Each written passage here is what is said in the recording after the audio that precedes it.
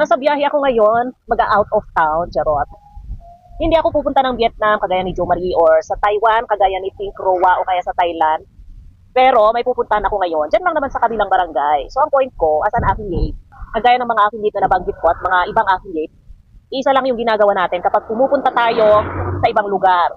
Sa Taiwan man, sa Thailand, sa kabilang barangay, isa lang yung mindset natin. Nagdadala tayo ng mga kung ano-anong product na pwede nating videohan habang namamasyal o kaya habang nasa bakasyon, di ba? Ako dahil sa kabilang barangay lang naman ako pupunta, ito lang yung dala-dala ko. Maliit lang na bag. Pero itong bag pa lang, ito, pang promotion na ito.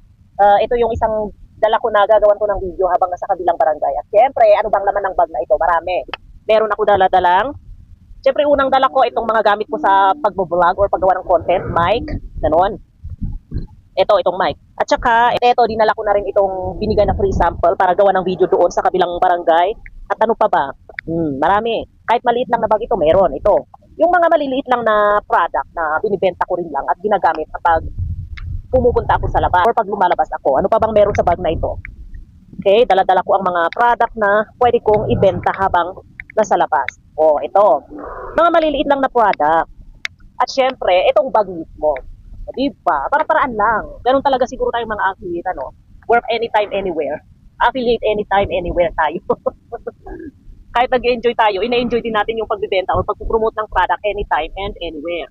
Diba? At saka ang kagandahan din nun, naiiba yung background natin. Ako, laging nasa loob ng bahay. Ang background ko lagi, yung pintuan ng room namin. Kaya mas gusto ko talagang lumalabas kahit na ganito bumabagyo o umuulan, bumabagyo dito sa amin. Diretsong ulan ito, halos 7 days or 8 days na yata. Kaya pag ganito may chance or opportunity na lalabas, lalabas tayo para maiba naman yung background, di ba? Yun,